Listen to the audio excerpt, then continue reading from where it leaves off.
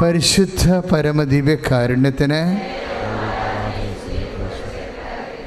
പരിശുദ്ധ പരമദിവ്യകാരുണ്യത്തിന്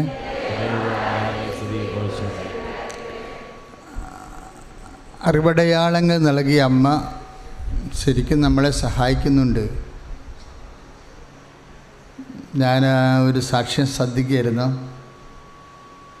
Daisy Vincent പാലായിൽ നിന്നൊരു സഹോദരി സാക്ഷ്യം പറഞ്ഞത്, അവർ ഉറക്കത്തിൽ കണ്ടൊരു സ്വപ്നമാണ്.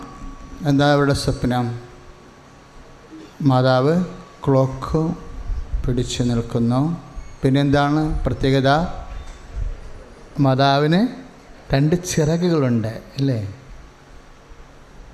അപ്പോൾ അവരോട് ബ്രദർ ചോദിച്ചു, നിങ്ങൾക്ക് കൃപാസനം മാതാവിനെക്കുറിച്ച് നേരത്തെ അറിയാമോ? അപ്പോൾ അവർ പറഞ്ഞു, അറിയില്ല. മാതാവ് ക്ലോക്കുമായി 2004 പ്രത്യക്ഷപ്പെട്ട കാര്യം അറിയാമോ? അവിടെ പറഞ്ഞ് അറിയില്ല. നിങ്ങൾ ഈ പുസ്തകം വായിച്ചാൽ നിങ്ങൾക്കത് മനസ്സിലാവും. പുസ്തകത്തിൻ്റെ കവർ പേജ് തന്നെ ചിറക അല്ലേ?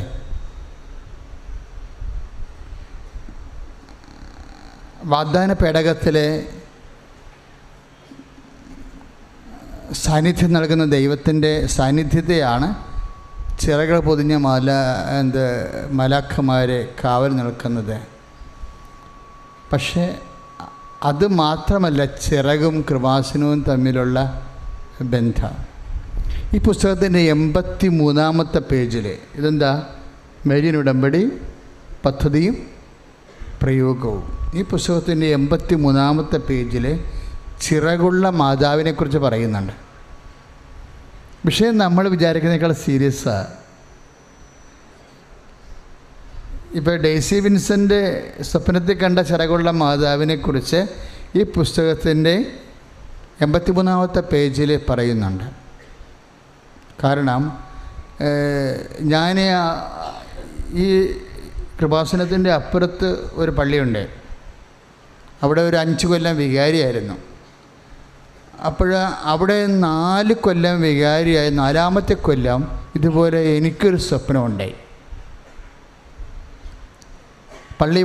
അവിടെ പള്ളി പണിത് കഴിഞ്ഞു, പള്ളി വെഞ്ചരിപ്പ് കഴിയുമ്പോൾ എനിക്കൊരു സ്വപ്നമുണ്ടായി. ചിറകുള്ള മാതാവ് അൾത്താരെ വന്ന് നിൽക്കുന്നു. മാതാവ് നിൽക്കുന്നു, പക്ഷേ ചിറകുണ്ട്.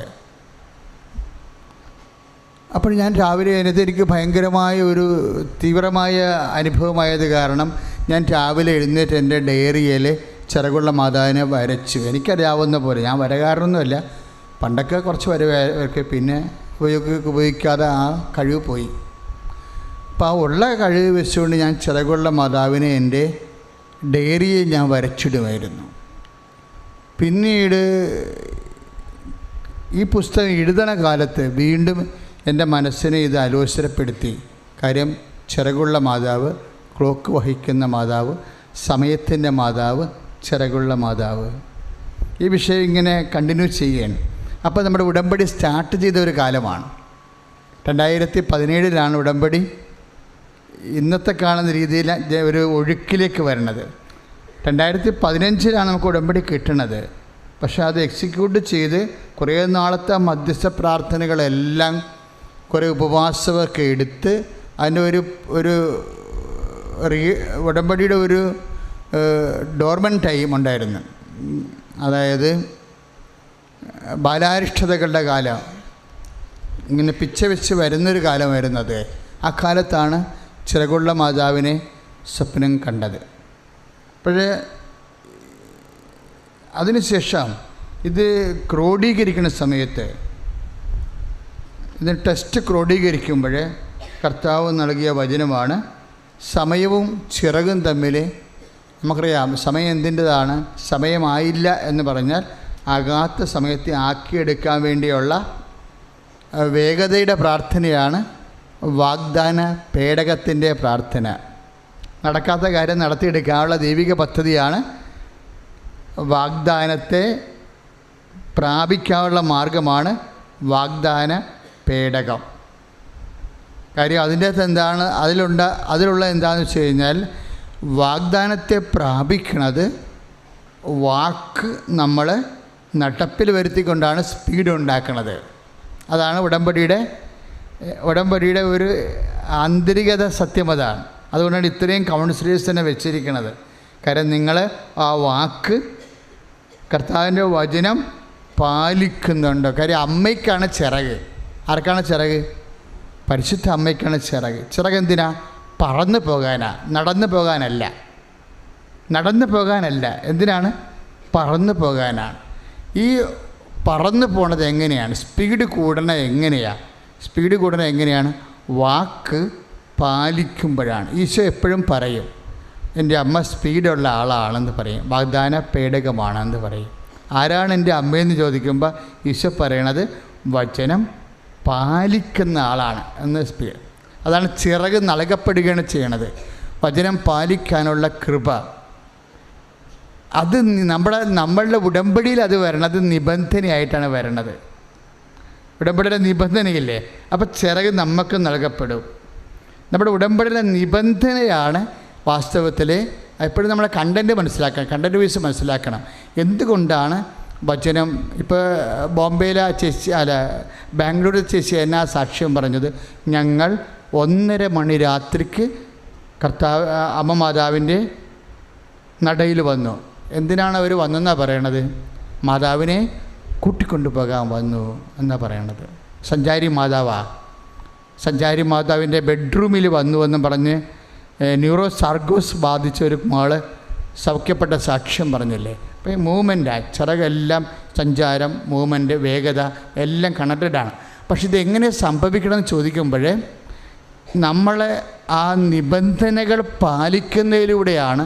അത് വചനത്തിൽ ഇല്ലാത്ത ഒരു കാര്യവും നിങ്ങളെ പഠിപ്പിക്കത്തില്ല. ഇപ്പോൾ പ്രത്യേകിച്ച് ശ്രുതിക്കട്ടെ ഹല്ലേലൂയ.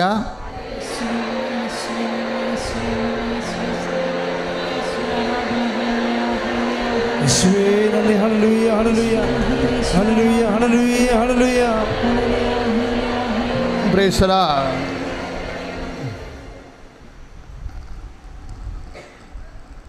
സർപ്പത്തിൻ്റെ വായിൽ നിന്ന് രക്ഷപ്പെട്ട് തൻ്റെ സങ്കേതമായ മരുഭൂമിയിലേക്ക് പറന്നു പോകുവാൻ വേണ്ടി ആ സ്ത്രീക്ക് വൻ കഴുകൻ്റെ 2 ചിറകുകൾ നൽകപ്പെട്ടു. ഇതാണ് സംഭവം. ഇത് വെളിപാടിൻ്റെ പുസ്തകമാണ്. അമ്മയെക്കുറിച്ച് പറയുന്നതാണ് ചിറകുകൾ.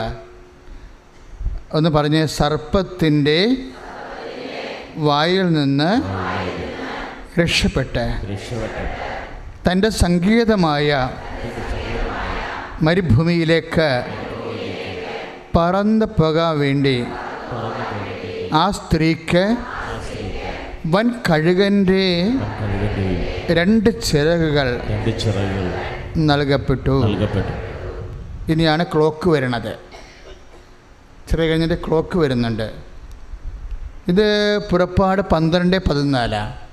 പുറപ്പാട് 12:14, 12-ാം അധ്യായം 14-ാം വാക്യം. ഇനിയാണ് ക്ലോക്ക് വരണത്. എന്താ പറയണത്? 12 കഴിഞ്ഞിട്ട് പറയണത്, സമയവും സമയങ്ങളും സമയത്തിൻ്റെ പകുതിയും അവൾ അവിടെ സംരക്ഷിക്കേണ്ടിയിരിക്കുന്നു. ഇതാണ് ക്ലോക്ക്. Price the Lord. അപ്പോൾ ഈ ചിറകുകൾ നൽകപ്പെടുന്നത് എന്തിനാണ്? സംരക്ഷണത്തിന് വേണ്ടിയാണ്. സമയം ചുരുക്കണത് എന്തിനാണ്? നമ്മളെ സംരക്ഷിക്കാൻ വേണ്ടിയാണ്. ഇപ്പോൾ വേഗത കൂട്ടിയിട്ട് സംരക്ഷിക്കണം. വേഗത കുറഞ്ഞു കഴിഞ്ഞാൽ ചിലപ്പോൾ രാജ്യങ്ങളുടെ നിയമങ്ങൾ മാറും. ഇപ്പോൾ നിങ്ങൾ IELTS എഴുതണം. ഇപ്പോൾ ചില രാജ്യം, ഇപ്പോൾ അവർ ഓസ്ട്രേലിയ നിയമം ചേഞ്ച് ആക്കിയില്ലേ? അപ്പോൾ നിങ്ങൾക്ക് അവിടെ PR കിട്ടത്തില്ല. ഇപ്പോൾ ഓസ്ട്രേലിയ വർക്ക് ചെയ്ത ആൾക്കാർ ഇപ്പോഴും കാനഡയിലേക്ക് പോകാൻ വേണ്ടി കഷ്ടപ്പെടുകയാണ്. എന്താ കാര്യം? അപ്പോൾ ആ നിയമം ചേഞ്ച് ആക്കുന്നതിന് മുമ്പ് നമ്മൾക്ക് അവിടെ എൻട്രി കിട്ടണം. അതിനാണ് സമയം ചുരുക്കേണ്ട കാര്യം പറഞ്ഞത്. ആ നിയമം ചേഞ്ച് ആക്കുന്നതിന് മുമ്പ്. അതിനാണ് വേഗത വേണ്ടത്. ഈ വേഗത എങ്ങനെയാണ് വരണത്? ഉടമ്പടിയിൽ എങ്ങനെയാണ് നമ്മൾക്ക് ചിറകുകൾ നൽകപ്പെടുന്നത്? ഉടമ്പടിയിൽ എങ്ങനെയാണ് വേഗത വരുന്നത് എന്ന് നിങ്ങൾ മനസ്സിലാക്കണം. ഇപ്പോഴൊരു സാക്ഷ്യം എന്താ? അവർ ഇറങ്ങത്തില്ല എന്ന് പറഞ്ഞില്ലേ? അയാൾ നമ്മുടെ വീടിൻ്റെ അടുത്ത് വന്നു, അയാൾ താമസിച്ചു, 3 ലക്ഷം രൂപ നഷ്ടപരിഹാരം ചോദിച്ചു. പക്ഷേ അമ്മ ആ വിഷയത്തിൽ ഇടപെട്ട് കഴിയുമ്പോൾ 0 ക്ലെയിമിൽ അയാൾ ഇട്ട് പോവുകയാണ്, അവിടെ നിന്ന് മാറിപ്പോവുകയാണ്. അത്ഭുതം നമ്മുടെ മുമ്പിൽ കാണുകയാണ്. നമ്മൾ 0 ക്ലെയിം, ഒരു ക്ലെയിം ഇല്ലാതെ ആ മനുഷ്യൻ ഗുഡ് ബൈ പറഞ്ഞ് പോവുകയാണ്. ഇത്രയും സ്പീഡാണ് വിഷയം. അപ്പം ഇങ്ങനെ വരുന്നത് എന്തുകൊണ്ടാണ് അങ്ങനെ വരണത്? അപ്പോൾ അതായത് പുറപ്പാട് 12:17 അപ്പോൾ സർപ്പം സ്ത്രീയുടെ നേരെ കോപിച്ചു, ദൈവകൽപ്പനകൾ കാക്കുന്നവരും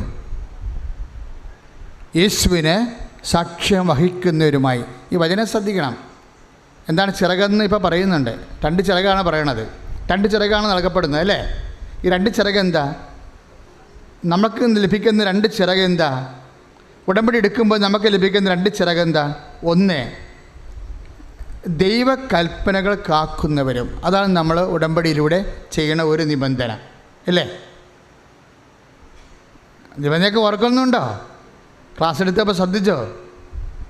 അപ്പം നമുക്ക് നൽകുന്ന ഒരു നിബന്ധന എന്താണ്? അതാണ് ഒരു ചിറക്, ദൈവകൽപ്പനകൾ. അതാണ് ഈ വാഗ്ദാന പേടകത്തിൻ്റെ ഉള്ളിലിരിക്കുന്നത്. എന്താണ്? ദൈവകൽപ്പനകൾ. അമ്മയുടെ ഉദരത്തിലുണ്ടായിരുന്നത് എന്താണ്? ദൈവവചനങ്ങളാണ്. ഈ ദൈവവചനങ്ങൾ നമ്മുടെ ഹൃദയത്തിലേക്ക് വരുമ്പോഴാണ്, നമ്മൾ ദൈവവചനം പാലിക്കുമ്പോഴാണ് സ്പീഡ് കൂടുന്നത്.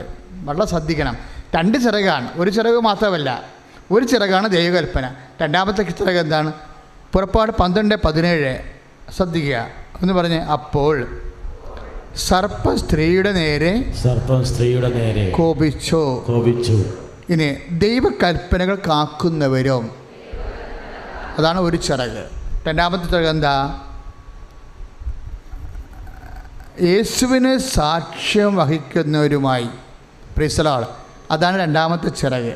നമ്മുടെ അതിലാണ് കർത്താവിൻ്റെ വചനം നമ്മൾ പാലിച്ച് പത്രം കൊടുക്കുക, കർത്താവിനെ അറിയാത്തവരെ അറിയിക്കുക, അറിഞ്ഞവരെ ആഴപ്പെടുത്തുക. അതെല്ലാം യേശുവിന് സാക്ഷ്യം വഹിക്കുകയാണ്. ഞാൻ രോഗിയായിരുന്നു, നിങ്ങൾ എന്നെ സന്ദർശിച്ചു. ഞാൻ കാരാഗൃഹത്തിലായിരുന്നു, നിങ്ങൾ എന്നെ സന്ദർശിച്ചു. അതുപോലെ തന്നെ ഞാൻ നഗ്നനായിരുന്നു, നിങ്ങൾ എന്നെ ഉടുപ്പിച്ചു. എനിക്ക് വിശന്നു, നിങ്ങൾ എനിക്ക് ഭക്ഷണം തന്നു. അതെല്ലാം വരണത് ദൈവകൽപ്പനകൾ കാക്കുന്നതും യേശുവിന് സാക്ഷ്യം വഹിക്കുന്നവർ. അപ്പോൾ ഇതിനകത്ത് എപ്പോഴും നമ്മൾ ശ്രദ്ധിക്കണത്, വാഗ്ദാനം പ്രാപിക്കണത് നമ്മൾക്ക് ചൊല്ലലിലൂടെ അല്ല, ചെയ്ത്തിലൂടെയാണ്. ഉടമ്പടിയിലെ പറഞ്ഞ മനസ്സിലായില്ലേ? നിങ്ങളെ വാഗ്ദാനം ഒരു വിഷയം നമുക്ക് 2 തരത്തിൽ വാഗ്ദാനം പ്രാപിക്കാൻ പറ്റും. ചൊല്ലലിലൂടെ പ്രാർത്ഥിപ്പിക്കാൻ പറ്റും, പിന്നെ ബൈ വേഡ്സ് നമുക്ക് വാഗ്ദാനം പ്രാപിക്കാം. പിന്നെ എന്താ? ചെയ്ത്തിലൂടെ പ്രാപിക്കാൻ പറ്റും. അപ്പോൾ ചെല്ലലിലൂടെ ചില സമയത്ത് ചില വിഷയങ്ങൾ ചെല്ലലിലൂടെ പ്രാപിക്കാൻ ബുദ്ധിമുട്ടുണ്ടാവും. ചെല്ലലെന്ന് പറഞ്ഞാൽ എന്താണ്? പ്രാർത്ഥന ഇല്ലേ? ഇപ്പം അമ്മ പറഞ്ഞു അവർക്ക് വീഞ്ഞ് ഇല്ല എന്ന് പറഞ്ഞു അല്ലേ? അവിടെ വീഞ്ഞ് തീർന്നു പോയപ്പോൾ അവർക്ക് വീഞ്ഞ് ഇല്ല എന്ന് പറഞ്ഞു. അതൊരു പ്രാർത്ഥനയാണ്. ആരുടെ പ്രാർത്ഥന? അമ്മയുടെ. ആ സാധു കുടുംബത്തിന് വേണ്ടിയുള്ള അമ്മയുടെ പ്രാർത്ഥനയാണ്. പക്ഷേ അമ്മയുടെ പ്രാർത്ഥിച്ചപ്പോൾ, യോഹന്നാൻ 2:3 പ്രാർത്ഥിച്ചപ്പോൾ ഈശോ പറഞ്ഞു, എൻ്റെ സമയം ഇനിയും ആഗതമായിട്ടില്ല. അപ്പോഴെന്താണ്? ആ വിഷയം നടക്കത്തില്ല. പ്രാർത്ഥന കൊണ്ട് മാത്രം ആ വിഷയം നടക്കത്തില്ല. അപ്പോൾ പരിശുദ്ധാത്മാവ് അമ്മയോട് പറഞ്ഞു, അതിന് ചെയ്താൽ, അത് പ്രാവർത്തികമാക്കിയാൽ ചിറകിൻ്റെ ശക്തി കൂടും. അപ്പോൾ പരിശുദ്ധാത്മാവിന് ജ്ഞാനപരത്തിലാണ് അമ്മ പറയണത്, അവൻ പറയണത് പോലെ ചെയ്യാൻ പറയണത്. ഉടമ്പടിയിൽ എങ്ങനെയാണ് പവർ കൂടണത് എന്ന് നിങ്ങൾ അറിയണം. ഇത് അല്ല സാക്ഷ്യം കേട്ടുകൊണ്ട് മാത്രം ഇതിന് കാര്യമില്ല. അതിൻ്റെ ടെക്നിക്കൽ സൈഡ് എന്താണ്, സയൻറ്റിഫിക് സൈഡ് എന്താണ്, അതാണ് ഈ പറഞ്ഞത്. അത് എങ്ങനെയാണ് നമുക്ക് ചിറകുകൾ, ഈ അമ്മയ്ക്ക് കൊടുത്ത ചിറകുകളാണ് നമുക്ക് നൽകണത്. നമ്മൾ വാഗ്ദാന പേടകമായി മാറുമ്പോൾ, വാക്ക് പാലിച്ച് കഴിയുമ്പോൾ നമ്മൾ ഓൾറെഡി വാഗ്ദാന പേടകമായി മാറും.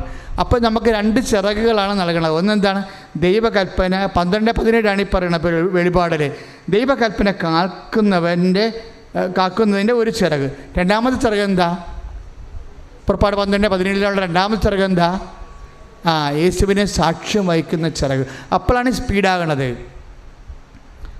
ഉടമ്പടി സ്പീഡാകാൻ കാര്യം എന്താ?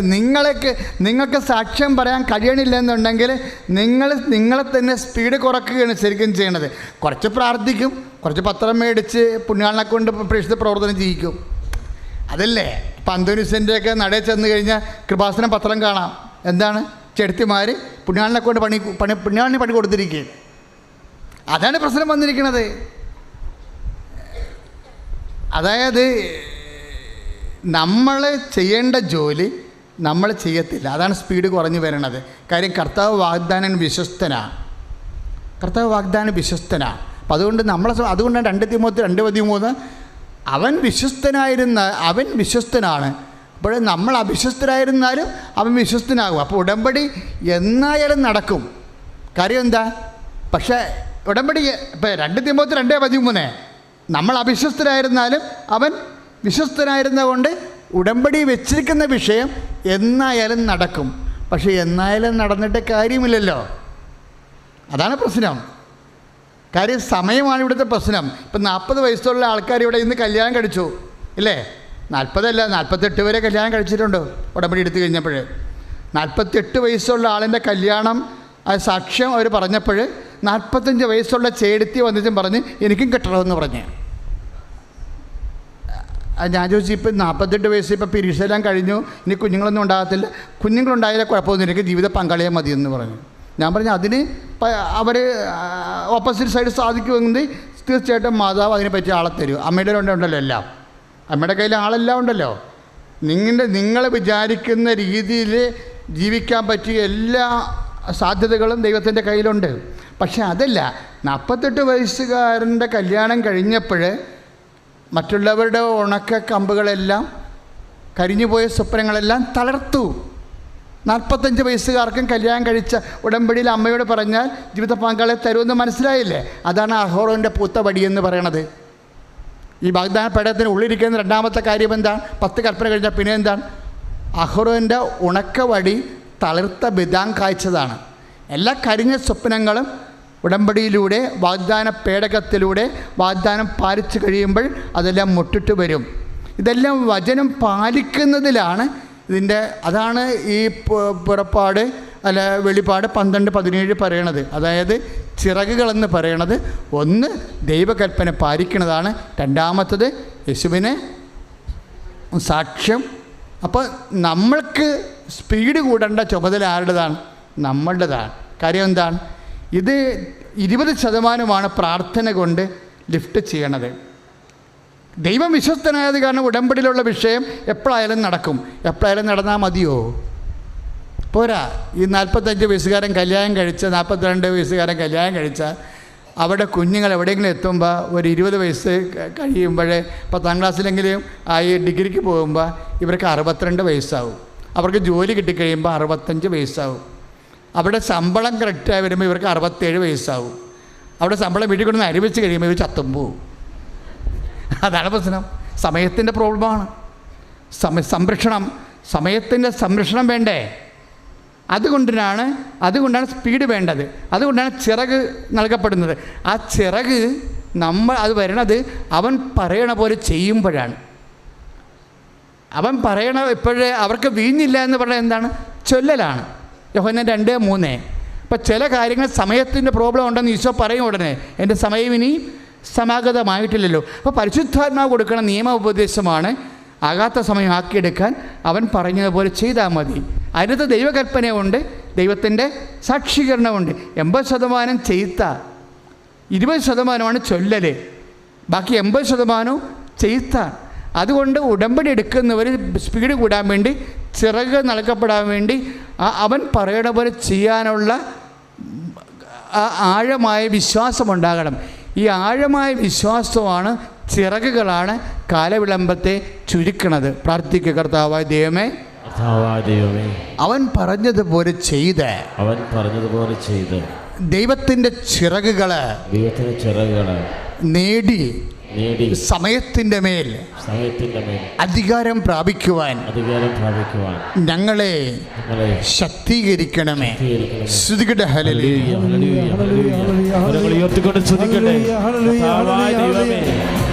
പരമദിവ്യകാരുണ്യത്തിന് സമയവും സമയച്ചുരുക്കവും കാലവിളംബത്തിൻ്റെ പരിഹാരമാണ് ഉടമ്പടിയുടെ മർമ്മം എന്ന് പറയുന്നത്. വളരെ സാങ്കേതിക ജ്ഞാനത്തോടു കൂടി സൂക്ഷ്മതയോടെ ഉടമ്പടി പരിഹരിച്ച് നിങ്ങളുടെ സമയച്ചുരുക്കത്തിൻ്റെ കഴിവ് നിബന്ധനകളിലൂടെയും ഈ സർപ്പത്തിനോട് പോരാടാൻ വേണ്ടിയാണ് നിബന്ധനകളെ. ഇപ്പം നിബന്ധനകൾ തന്നിട്ടില്ലേ? ഉടമ്പടിയിലെ നിബന്ധനകൾ എന്തിനാണ്? സർപ്പത്തിനോട് പോരാടാൻ വേണ്ടിയാണ്, യുദ്ധത്തിന് വേണ്ടിയുള്ളതാണ് നിബന്ധനകളെല്ലാം. ഈ പോരാട്ടത്തിലൂടെയാണ് നമ്മൾ ദൈവത്തിൻ്റെ സഹായം ലഭിച്ച് നമുക്ക് സാക്ഷി ജീവിതത്തിലൂടെയും വിശുദ്ധ ജീവിതത്തിലൂടെയും കൽപ്പനകൾ കാക്കുന്നത് എന്തിനാണ്? വിശുദ്ധ ജീവിതത്തിന്. പിന്നീട് നമ്മൾ സാക്ഷ്യം വഹിക്കണത് എന്തിനാണ്? ശക്തിക്ക്. അപ്പോൾ ഒരു ചിറക് വിശുദ്ധിയുടേതും ഒരു ചിറക് ശക്തിയുടേതുമാണ്. ഉടമ്പടി ചെയ്യുന്നതിലൂടെ നമ്മൾ എന്നാ സംഭവിക്കണം? നമുക്ക് ഒരേ സമയം ശക്തിയും ഉണ്ടാകുന്നു, ഒരേ സമയം തന്നെ വിശുദ്ധിയും ഉണ്ടാകുന്നു. വളരെ കാൽക്കുലേറ്റഡ് ആയിട്ടുള്ള പ്രെയറാണ് ശരിക്കും. അപ്പം ഇങ്ങനെ വരുമ്പോൾ നമ്മൾ ശ്രദ്ധിക്കേണ്ടത് ഈ ശക്തിയും വിശുദ്ധിയിലൂടെയും നമ്മൾ ആർജിക്കുന്ന വേഗത നമുക്ക് എന്നാ സംഭവിക്കും? ആ വേഗത കൊണ്ട് സ്വാഭാവികമായിട്ടും കാലവിളംബം, ദൈവത്തിൻ്റെ പ്രഖ്യാപിത നയമെന്ന് പറഞ്ഞാൽ എന്താണ്?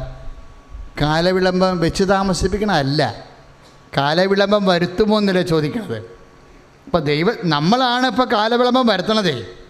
ദൈവത്തിൻ്റെ പ്രഖ്യാപിത ഇപ്പോൾ 2 പത്രോസ് 2 പത്രോസിൽ എന്നാ പറയണത്? കാലവിളംബത്തെക്കുറിച്ച് ചിലർ സംസാരിക്കുന്നു. പത്രോസല്ലേ പറഞ്ഞത്? കാലവിളംബത്തെക്കുറിച്ച് ചിലർ സംസാരിക്കുന്നു. എന്നിട്ട് പത്രോസ് എന്താ അതിനെക്കുറിച്ച് പറയണത്? ദൈവം തൻ്റെ വാഗ്ദാനങ്ങളിൽ കാലവിളംബം വരുത്തണില്ല. പ്രൈസ് ദി ലോർഡ് എന്ന് പറഞ്ഞാൽ ദൈവം തൻ്റെ വാഗ്ദാനങ്ങളിൽ കാലവിളംബം വരുത്തുന്നില്ല. അതാണ് ദൈവത്തിൻ്റെ നിയമം. 2 പത്രോസ് 3:9 പറഞ്ഞേ. ദൈവം തൻ്റെ വാഗ്ദാനങ്ങളിൽ കാലവിളംബം വരുത്തുന്നില്ല. പിന്നെ ആരാ വരുത്തണത്? നമ്മളാണ്. അതാണ് ഈ ഉടമ്പടി പരിഹരിക്കുന്നത്. പിടിയില്ലേ? കാലവിളംബം ദൈവം തന്നെ വാഗ്ദാനങ്ങളിൽ കാലവിളംബം വരുത്തണില്ല. പിന്നെ ആരാ കാലവിളംബം വരുത്തുന്നത്? നമ്മളാണ്. ഈ നമ്മൾ വരുത്തുന്ന കാലവിളംബത്തെയാണ് ഉടമ്പടി വളരെ സിസ്റ്റമാറ്റിക്കായിട്ട് പരിഹരിക്കുന്നത്. അപ്പം നിങ്ങളത് അതിൻ്റെ സിസ്റ്റം ഫോളോ ചെയ്യണം, സ്ട്രക്ചർ ഫോളോ ചെയ്യണം വളരെ ശ്രദ്ധയോട് കൂടി. അപ്പോഴാണ് ചിറക് നൽകപ്പെടുന്നതും ഇത് സ്പീഡായി മാറണതും. എല്ലാ വിഷയവും അങ്ങനെയാണ്. സ്ഥലം വിൽപ്പന, വീട് വിൽപ്പന, അല്ലെങ്കിൽ വീട് വാങ്ങിക്കണത് എല്ലാം നിങ്ങളായിട്ടത് ലാഗ് ചെയ്യരുത്. അതുകൊണ്ട് എന്താ ഇപ്പം തന്നെ ഉദാഹരണത്തിന് ചില സമയത്ത് ഇപ്പോൾ ഒരു വിധവ ബൈബിളിൽ കാലവിളംബത്തെക്കുറിച്ച് പറയുമ്പോഴേ ഈശോ പറയുന്ന ഒരു കഥയാണത്. ഒരു വിധവ എപ്പോഴും ഒരു രാജാവിൻ്റെ അടുത്ത് വന്നിട്ട് നീതി നടത്തി തരണമെന്ന് പ്രാർത്ഥിക്കും, അല്ലേ? ഇപ്പം ചേച്ചമ്മ പറഞ്ഞില്ലേ, ഞങ്ങളുടെ നീതിയില്ലാതെ വിഷമിക്കുകയാണ്. കാര്യം അയാൾ 3 ലക്ഷം രൂപയാണ് ആവശ്യപ്പെട്ടിരിക്കുന്നത്. ഇപ്പോൾ വീട്ടുകാർ നോക്കിയപ്പോൾ അതിൻ്റെ അകത്തൊരു നീതി കേടുണ്ട്. 3 ലക്ഷം രൂപ ആർക്ക് വേണം? ഒരു 30,000 വരെ കൊടുക്കാൻ അവർ തയ്യാറായിരിക്കും ചിലപ്പോൾ. 3 ലക്ഷം രൂപ കൊടുക്കാൻ യാതൊരു നീതിയുമില്ലാത്തതാണ്. അപ്പോൾ അനീതി നമ്മൾ ജീവിതത്തിൽ അനുഭവിക്കും. പലപ്പോഴും പല വ്യക്തികളിൽ നിന്നൊക്കെ അനീതി അനുഭവിക്കും. ചില വാടകക്കാർ കയറിയാൽ ഇറങ്ങത്തുമില്ല, വാടക തരത്തുമില്ല, അനീതി അനുഭവിക്കും. അപ്പം നമ്മൾ ദൈവം രോഗസൗഖ്യം മാത്രമല്ല, ജോലി മാത്രമല്ല, ഏതെല്ലാം മേഖലയിൽ നീ എന്തെല്ലാം അനുഭവിക്കുന്നോ അതെല്ലാം ദൈവം നിരീക്ഷിക്കുന്നുണ്ട്. കർത്താവ് നിരീക്ഷിക്കുന്നുണ്ട് ആ വിഷയമൊക്കെ. നീ എന്തെല്ലാം തരത്തിൽ വിഷമം അനുഭവിക്കുന്നു അതെല്ലാം നിരീക്ഷിക്കുന്നുണ്ട്. അതുകൊണ്ട് ഈശോ കഥ പറയണത്. ലൂക്ക 18 കഥയില്ലേ? ലുക്ക 18:1-7 വരെയുള്ള കഥകൾ, 18:5, 18:7 എന്നാ പറയണത്? ലുക്ക 18:5, 18:7 എന്നാ പറയണത്? ഒരു സാധു വിധവ എപ്പോഴും യജമാനോട് എനിക്ക് നീതി നടത്തി തരണമെന്ന് പറയും. അപ്പം അയാൾ എന്നാ പറയണത്? അയാൾ പറയണത് ഇവൾക്ക് നീതി നടത്തി കൊടുക്കാൻ ഒരു ഗ്രൗണ്ടുമില്ല. എന്താണ്? അയാൾ ദൈവത്തെ ഭയപ്പെടുന്നില്ല. പിന്നെ എന്താ? മനുഷ്യനെ മാനിക്കണമില്ല. പക്ഷെ ഒരു ഗ്രൗണ്ടുണ്ട്. എന്താണ്? ഇവളെപ്പോഴും ഇങ്ങനെ എന്നെ ശല്യപ്പെടുത്തി കഴിഞ്ഞാൽ ഇതാണ് അവസ്ഥ. അതാണ് 18:5, ലുക്ക 18:5. ഇപ്പോഴും വന്ന് എന്നെ ശല്യപ്പെടുത്തി കഴിഞ്ഞാൽ ഞാൻ അവൾക്ക് നീതി നടത്തി കൊടുക്കും. അപ്പോൾ ദൈവത്തിൻ്റെ സാധാരണഗതി 2 പത്രോസ് 3:9 പറയണത് ദൈവം കാലവിളംബം വരുത്തണില്ല.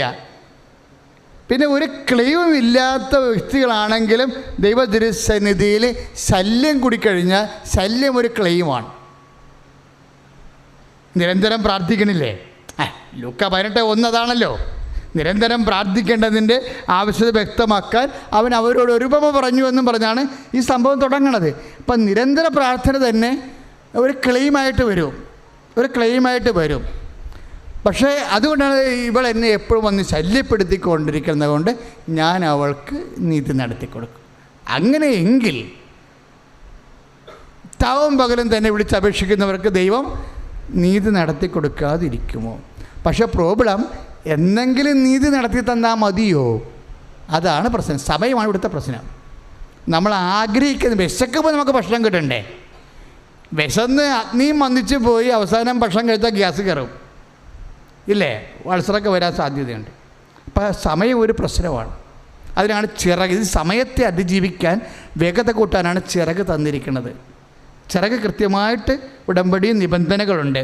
നിയോഗങ്ങൾക്ക് പോലെ തന്നെ നിബന്ധനകളുണ്ട്. നിബന്ധനകളിൽ 2 കക്ഷി സംഭവങ്ങളുണ്ട്. ഒന്ന് ദൈവകൽപ്പന പാലിക്കും, മറ്റത് യേശുവിനെ സാക്ഷ്യം വഹിക്കും. അത് 12:17 അനുസരിച്ചാണ് അത് കറക്റ്റ് ചെയ്തിരിക്കുന്നത്. സ്തുതിക്കട്ടെ, ഹല്ലേലൂയ, യേശുവേ സ്തുതി, ഹല്ലേലൂയ. കരങ്ങളെ ഉയർത്തിക്കൊണ്ട് സ്തുതിക്കട്ടെ, അതിശക്തമായി സ്തുതിക്കട്ടെ. കർത്താവേ, ഉടമ്പടിയിൽ ഞങ്ങൾ സമർപ്പിച്ച അത്ഭുതകരമായ ചെയ്യണമേ എന്ന് പ്രാർത്ഥിക്കുന്നു.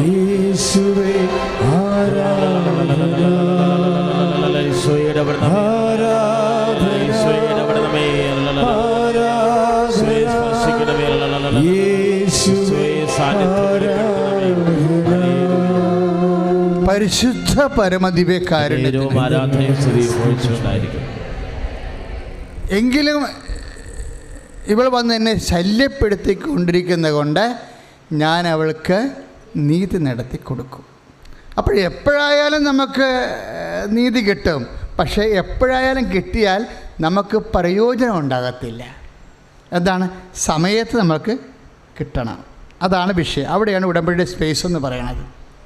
കാര്യം എപ്പോഴായാലും കിട്ടുമെന്നുള്ള, ഇപ്പോൾ തന്നെ കാനംകാരിയില്ലേ ബൈബിളിലെ? കാനംകാരിക്കും ഇതുപോലെ ക്ലെയിം ഇല്ലാത്ത ആൾക്കാരാണ്. കാനംകാരി എന്താ വന്ന് ഈശോനോട് പറയണത്? എൻ്റെ മകൾ പിശാച് ബാധിതയാണ്, അവളെ വെള്ളത്തിൽ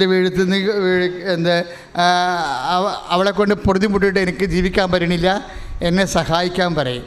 അപ്പം കർത്താവ് എന്നാ ചെയ്യും? കർത്താവ് മൗനം പാലിക്കും, മിണ്ടത്തില്ല അല്ലേ? കർത്താവ് മിണ്ടത്തില്ല. അപ്പോഴവളെന്നാ ചെയ്യും? അവൾ അപ്പോസ്തലന്മാരോട് അവളുടെ അപേക്ഷ വെക്കും, മധ്യസ്ഥം വഹിക്കാൻ പറയും. പ്രാർത്ഥനയുടെ സെക്കൻഡ് സ്റ്റെപ്പാണ്. ആദ്യം നമ്മൾ പ്രാർത്ഥിക്കുന്നു, പിന്നീട് കാനംകാരി അപ്പോസ്തലന്മാരോട് പറയും, എന്നെ അറിയത്തില്ലെന്ന് തോന്നുന്നു കർത്താവിനെ, അതുകൊണ്ട് എന്നെ ഒന്ന് സഹായിക്കാൻ പറ, എനിക്ക് വേറെ മാർക്കൊന്നും ഇല്ല എന്ന് പറയും. അപ്പോൾ പത്രോസ് നോക്കിയിട്ട് ഇവളെ സഹായിക്കാൻ ഗ്രൗണ്ടില്ല, ഇവളെ സഹായിക്കാനുള്ള ഗ്രൗണ്ടില്ല. കാര്യം എന്താണ്? ഇവളെ കർത്താവിനെ അറിയത്തില്ല, ഇവളെ കാനംകാരിയാണ്, യഹൂദയല്ല, ഒന്നുമില്ല. പിന്നെ എന്നെ വകുപ്പിൽ ഇവളെ റെക്കമെൻഡ് ചെയ്യോ? വകുപ്പില്ല. ഇവളെ റെക്കമെൻഡ് ചെയ്യാൻ പറ്റിയ വകുപ്പില്ല. അപ്പോഴേ ഒരു വകുപ്പ് കണ്ടുപിടിക്കും പത്രോസ്. 7:5 വകുപ്പ് കണ്ടുപിടിക്കും. അതെന്ത്?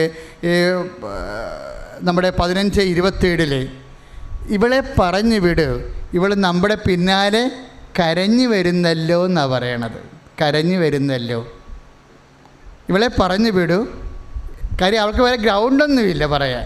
അതുകൊണ്ട് ഇവളെ പറഞ്ഞു വിടൂ, ഇല്ലെങ്കിൽ ഇവളുടെ സ്വരവും ബഹളവും കാരണം നമുക്ക് ശല്യമായിരിക്കും.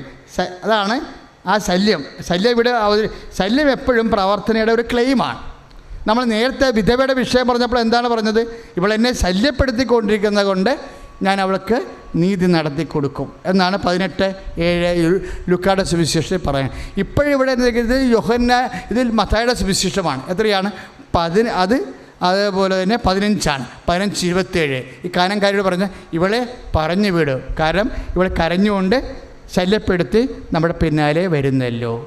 അപ്പോഴേ കർത്താവ് ആ ക്ലെയിം അർഹതയായിട്ട് കാണുന്നില്ല. കർത്താവ് ഉടനെ പറയും ഇവൾക്ക് യാതൊരു അർഹതയുമില്ല. എന്താണ്? ഇവൾ ഏകദൈവത്തിൽ വിശ്വസിക്കാത്തവളാ, എബ്രാഹത്തിൻ്റെ സന്തതിയല്ല. അങ്ങനെയുള്ളവരെ നിങ്ങളെല്ലാം പട്ടികളെന്നല്ലേ വിളിക്കണത് എന്ന് ഫരിസേയരെ ഒരു ഒളിയമ്പ് പോലെ കർത്താവ് പറയും. അപ്പോൾ കാര്യം ഫരിസേയരും നിയമജ്ഞരും അങ്ങനെയാണ് വിജാതിരെ വിളിച്ചുകൊണ്ടിരുന്നത്. അതുകൊണ്ട് ഈശോ പറഞ്ഞ് പട്ടികളുടെ അപ്പമെടുത്ത് നായ്ക്കൾക്ക് കൊടുക്കുക വിഹിതമല്ലെന്ന് പറയും. ഉടനെ ഇവളെന്നാ ചെയ്യും? ഇവൾ പറയും that is right my lord എന്ന് പറയും. അവൾ പൊട്ടിത്തെറിക്കത്തില്ല. നമ്മൾ പ്രാർത്ഥനയിരിക്കുമ്പോൾ ദൈവപക്ഷത്തു നിന്ന് എന്തെങ്കിലും ഒരു മുറിവ് വന്നു കഴിഞ്ഞാൽ ബുദ്ധിയുള്ള ആൾക്കാർ പൊട്ടിത്തെറിക്കത്തില്ല. അവൾ പറയും അത് ശരിയാണ് കർത്താവ്, ഞാൻ പട്ടിയാണ്. എന്നിട്ട് ഇവളുടെ വിശ്വാസം ഇവൾ പ്രഖ്യാപിക്കും. നമ്മൾ 15:30 വരുമ്പോൾ എന്താ പറയണത്? മത്തായിയുടെ സുവിശേഷത്തിൽ എന്താ പറയണത്? കർത്താവ് അത് ശരിയാണ്, ഞാൻ പട്ടിയാണ്. പക്ഷേ പട്ടിക്കുഞ്ഞുങ്ങൾ പോലും യജമാനന്മാരുടെ മേശയിൽ നിന്ന് വീഴുന്ന അപ്പകഷ്ണങ്ങൾ തിന്നാറുണ്ടല്ലോ. അപ്പോൾ തൻ്റെ ക്ലെയിം എന്ന സംഭവം ഇവൾ അടിയറെ സറണ്ടർ ചെയ്യും. ക്ലെയിം സറണ്ടറിങ് ശ്രദ്ധിക്കേണ്ട കാര്യമാണ്. അപ്പോൾ ഈശോ പറയും ക്ലെയിം സറണ്ടർ ചെയ്യുമ്പോഴാണ് ഫെയ്ത്ത് ആക്സിലേറ്റ് ചെയ്യണത്. നമ്മൾ സാധാരണ ഫെയ്ത്ത് കൊണ്ട് കാര്യങ്ങൾ നടക്കാതെ വരുമ്പോൾ ക്ലെയിം സറണ്ടർ ചെയ്യണം. നമ്മുടെ കഴിവുകൾ സറണ്ടർ ചെയ്യണം. അച്ഛൻ പറഞ്ഞാൽ മനസ്സിലാകുന്നുണ്ടോ? വളരെ ശ്രദ്ധയോടെ കേട്ടാലേ ഇത് മനസ്സിലാകത്തുള്ളൂ. പക്ഷേ മനസ്സിലായാൽ നമ്മൾ രക്ഷപ്പെടും. കാര്യം ഇവളുടെ ക്ലെയിം എന്താണ്? ഇവൾ ഉടനെ സറണ്ടർ ചെയ്തു. കാര്യം ഇവൾ മനുഷ്യനാണല്ലോ. മനുഷ്യനല്ലേ ഡീപ്പ് പ്രൊമോട്ട് ചെയ്ത് ഇപ്പോൾ പട്ടിയാക്കി വെച്ചിരിക്കണത്. അപ്പം മനുഷ്യനാണല്ലോ. ഞാൻ പട്ടിയൊന്നുമല്ല, ഞാൻ മനുഷ്യനാണ്. നിങ്ങളെപ്പോലെ ഞാൻ മനുഷ്യനാണെന്നുള്ളത് ഇവർക്ക് പറയാം. പക്ഷെ അവൾ തർക്കിക്കത്തില്ല. കാര്യം എന്താണ്? ക്ലെയിം സറണ്ടർ ചെയ്യുമ്പോൾ ഈശോ പറയുന്നൊരു വാക്കുണ്ട്. എന്താ പറയണത്? വുമൺ ദൈ ഫെയ്ത്ത് ഈസ് ഗ്രേറ്റ്. നിൻ്റെ വിശ്വാസം ശക്തമാണ്. അപ്പോഴേ ഈശോ ഉദ്ദേശിച്ച് ക്ലെയിം സറണ്ടർ ചെയ്യാൻ പറഞ്ഞത് എന്തിനാണ്? വിശ്വാസം ഡബിൾ ചിറകുകൾ നൽകപ്പെടുകയാണ്, ശക്തി കൂട്ടുകയാണ്. ശക്തി കൂട്ടാൻ വേണ്ടി ചില സമയത്ത് ഈ പ്രോസസ്സിൽ നമ്മളുടെ ക്ലെയിം സറണ്ടർ ചെയ്യാൻ പറയും. ഈ ക്ലെയിം സറണ്ടർ ഒരു സീരിയസ് വിഷയമാണ്. എന്നുവെച്ചാൽ നമ്മുടെ അവകാശം അടിയറ വെക്കാൻ പറയും. അവകാശം അടിയറ വെക്കുന്നതിൻ്റെ വർത്തമാനമാണ് ഇതാ കർത്താവിൻ്റെ ദാസി എന്ന് പറയണത്.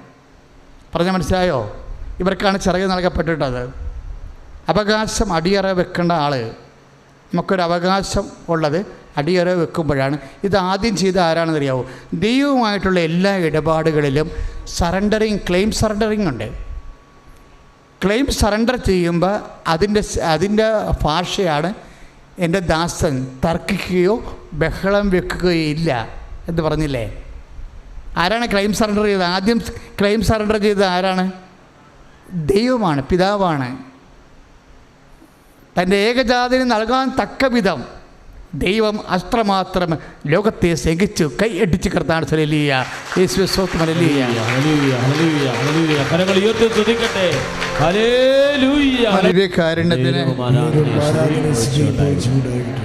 അതിൻ്റെ പ്രാർത്ഥനാകാലത്ത് എന്തെങ്കിലും ഇടറ് വരികയാണെങ്കിൽ മിണ്ടരുത് കേട്ടാ. ക്ലെയിം സറണ്ടറിൻ്റെ സമയമാണ്, എംപവർ ചെയ്യുന്ന സമയമാണത്, ശക്തീകരിക്കുന്ന സമയമാണ്. പ്രാർത്ഥനാകാലങ്ങളിൽ വരുന്ന ഹ്യൂമിലിയേഷൻസ് ഇല്ലേ, നമ്മുടെ വിലയും നിലയും ഒക്കെ പോകുന്ന രീതിയിൽ നമ്മളെ താഴ്ത്തിക്കെട്ടതില്ലേ, അപ്പോഴും നമ്മൾ ശ്രദ്ധിക്കണം. ചില ആൾക്കാർ ഉടനെ ഫൈറ്റ് ചെയ്യാൻ പോകും. ഫൈറ്റ് ചെയ്ത് കഴിഞ്ഞാൽ നമ്മുടെ പവർ പോകും. നമ്മൾ എംപവർ ചെയ്യണത് ഫൈറ്റ് ചെയ്യാതെ സറണ്ടർ ചെയ്തിട്ട് പറയണം, ഇറ്റ്സ് ഓക്കെ മൈ ലോർഡ്, ഇതാ കർത്താവ് എൻ്റെ ദാസി, അങ്ങയുടെ വചനം പോലെ എന്നിൽ ആ വാഗ്ദാന പേടകമായി മാറട്ടെ, so that I may be empowered എന്നാണ് ഈ ആൾ പറയണത്. ഇതാ കർത്താവിൻ്റെ ദാസി, അങ്ങനെ വചനം പോലെ ഒന്ന് പറഞ്ഞ്, അങ്ങനെ വചനം പോലെ എന്നെ നിറവേറട്ടെ. വചനം നിറവേറിയ എന്നാ സംഭവിക്കും? വെളിപ്പാട് 12:17 വർക്ക് ചെയ്യും. The wings will be given and she will be empowered. അവൾക്ക് ചിറക് നൽകപ്പെടും, അവൾ ശക്തിയാകും, അവൾ പറന്നു പോകും സർപ്പത്തിൻ്റെ വായിൽ നിന്ന് രക്ഷപ്പെടാൻ വേണ്ടി. അപ്പോൾ ഈ സമർപ്പണത്തിലൂടെ ഇത് വരണത്. സർപ്പത്തിൻ്റെ വായിൽ നിന്ന് രക്ഷപ്പെടുന്നത് എങ്ങനെയാണ്? സമർപ്പണത്തിലൂടെയാണ്. എന്താണ്? ഇതാ കർത്താവിൻ്റെ. അത് ചിലപ്പോൾ ചാണാക്കുഴി പെറ്റ് കിടക്കേണ്ടി വരും, ചിലപ്പോൾ വീർത്ത വയറുമായിട്ട് ഓരോ വീടുകളിൽ തെണ്ടി നടക്കേണ്ടി വരും. അവരെല്ലാം റിജക്റ്റ് ചെയ്യും. അപ്പോഴൊക്കെ ഇവർ പറയും, ഒന്നും മിണ്ടത്തില്ല അവർ. എന്താ കാര്യം? നേരത്തെ അവർ ബ്ലാങ്ക് ചെക്ക് ഒപ്പിട്ട് കൊടുത്തിരിക്കുന്നതാണ്. എത്ര വേണമെങ്കിലും അപ്പൻ എഴുതി കയറ്റാം. അപ്പം കോടികൾ എഴുതി കയറ്റിയായിരുന്നു, അപ്പോഴും മിണ്ടിയിട്ടില്ല. അതിനെക്കുറിച്ച് പറയണത് ആട്ടിടയന്മാർ വന്ന് കണ്ട രാത്രി അവൾ ഹൃദയത്തിൽ സംഗ്രഹിച്ചു എന്നാണ്. ദാറ്റ് മീൻസ് അവൾ ദാസിയാണെന്നാണ് പറയണത്. എനിക്ക് പരാതിയില്ലപ്പാ, വെള്ളം പോലും കിട്ടാതെ ഇപ്പം ചാണാക്കുഴി പെറ്റ് കിടന്നതിൽ എനിക്ക് പരാതിയില്ലപ്പാ. ഞാൻ നിന്നോട് നേരത്തെ പറഞ്ഞിട്ടുള്ളതാണ്, ഞാൻ നിൻ്റെ ദാസിയാണെന്ന്. അതുകൊണ്ട് ആ ഹൃദയത്തിൽ സംഗ്രഹിച്ചെന്ന് രാത്രി പറയണില്ലേ? മറിയമാകട്ടെ എല്ലാം ഹൃദയത്തിൽ സംഗ്രഹിച്ചു, സമർപ്പണമാണ്. അതാ 2:19. അമ്മയെല്ലാം ഹൃദയത്തിൽ. അമ്മ എങ്ങനെയാണ് ശക്തീകരിച്ചതിൻ്റെ മക്കൾ അറിയണം. By humiliation. അപ്പ ഇനിയിപ്പോൾ അതിൻ്റെ ഉള്ളിലെ എന്തെങ്കിലും തരത്തിലുള്ള ഒരു ഈടറിവ് വന്നു പോയാൽ ഉടനെ കൈ പൊക്കിക്കൊണ്ട് ഇതാ കർത്താവിൻ്റെ ദാസൻ. ഇപ്പം എൻ്റെ വലതുവശം നിൽക്കണതാണ് കർത്താവ്. അപ്പോൾ മാക്സിമം ലോഡ് കൊടുത്ത് ഹ്യൂമിലിയേറ്റ് തുണി വരെ ഉരിഞ്ഞെടുത്തിട്ട് പിറകെ കെട്ടി തൂക്കി നിർത്തുമ്പോഴും അവനെക്കുറിച്ച് എന്താ പറഞ്ഞിരിക്കണത്? എൻ്റെ ദാസൻ തർക്കിക്കുകയോ ബഹളം വെക്കുകയോ ഇല്ലെന്ന് സറണ്ടർ ചെയ്യുകയാണ്. എംപവറിങ് ടൈമൊക്കെ അറിയാം ദാസന്മാർക്ക്. മക്കൾ എന്നതിനേക്കാൾ വലുതാണ് ദാസൻ, മക്കൾ എന്നതിനേക്കാൾ വലുതാണ് ദാസി. എംപവേർഡ് എന്നതിൻ്റെ അർത്ഥം അതാണ്. ഐസയ്യ 50:3. ക്ലെയിം സറണ്ടറിങ് ആണ് എല്ലാം വരുന്നത്. അവകാശങ്ങളെ സമർപ്പിക്കുക. ദൈവത്തോട് മാത്രം ഒന്നിനും തർക്കിക്കാൻ പോകരുത്. കാര്യം ഉടമ്പടി വല്ലാത്തൊരു ക്ലെയിമാണ്. ഇൻ കേസ് ഏതെങ്കിലും കാര്യം ഞാൻ ഉടമ്പടി എടുത്തില്ലേ, ഞാൻ എല്ലാ ബുധനാഴ്ച ഉപവസിച്ചില്ലേ, എല്ലാ ശനിയാഴ്ച ഉപവസിച്ചില്ലേ, ഞാൻ രോഗികൾക്ക് ശുശ്രൂഷിച്ചില്ലേ, ഞാൻ നഗ്നനെ ഉടുപ്പിച്ചില്ലേ എന്നൊക്കെ പറഞ്ഞ ക്ലെയിമില്ലേ. ചില സമയത്ത് സറണ്ടർ ചെയ്യാൻ പറയും, ചില സമയത്ത് നിന്നോട് സറണ്ടർ ചെയ്യാൻ പറയും. അപ്പോൾ നീ പറയും ഞാൻ അപ്പോഴും നീ, അതായത് നിങ്ങൾക്കറിയാമല്ലോ, പ്രാർത്ഥനയുടെ ടൈം തെറ്റിയാൽ പോലും സറണ്ടറിങ്ങിനെ ബാധിക്കുന്നതാണത്. സമർപ്പണത്തെ ബാധിക്കുന്നതാണത്. എംപവറിങ്ങിനെ ബാധിക്കുന്നതാണ്. ഇപ്പോൾ നീ ഇപ്പോൾ IELTS വേണ്ടി ഉടമ്പടി എടുത്തു. അപ്പോൾ നേരത്തെ നിനക്ക് റീഡിങ്ങേ പോയുള്ളൂ. ഉടമ്പടി എടുത്തു കഴിഞ്ഞപ്പോൾ റൈറ്റിങ്ങും റീഡിങ്ങും ഒപ്പം പോയി. അപ്പോൾ ഉടനെ നീ ക്ലെയിം സറണ്ടർ ചെയ്യാൻ പറഞ്ഞതാണ് നിന്നോട്. പരിശുദ്ധാത്മാവ് മിനിമം വർക്ക് ചെയ്താൽ മാത്രമേ ഇത് ക്ലെയിം സറണ്ടറിങ് പരിപാടിയാണ്. ദൈവം ഉദ്ദേശിച്ചു കഴിഞ്ഞാൽ നീ ഉദ്ദേശിക്കാൻ കൂടുതൽ നമുക്ക് യേശുക്രിസ്തുവിന് നൽകിയവൻ അവനോട് കൂടെ സമസ്തവും നമുക്ക് നൽകത്തില്ലെന്നില്ലേ? അതാണ് ദൈവത്തിൻ്റെ വാഗ്ദാനം. ആ വാഗ്ദാനം പ്രാപിക്കാൻ വേണ്ടിയാണ് ചില സമയത്തുള്ള പരീക്ഷണങ്ങളിലൂടെ പോണത്. കൈ അടിച്ച് കർത്താൻ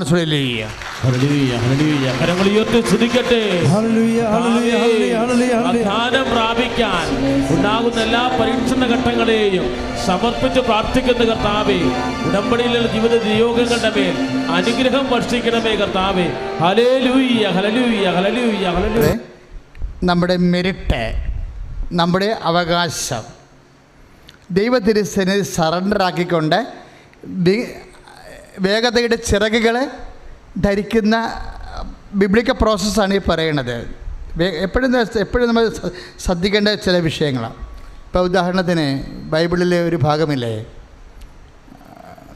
കുറച്ച് യഹൂദ പ്രമാണികൾ വന്ന് ഈശോനോട് പറയണ ഒരു ഭാഗം. എന്താ പറയണത്? അവർ പറയണത്, ശതാധിപൻ്റെ ഭൃത്യൻ രോഗം ബാധിച്ച് കിടക്കുകയാണ്.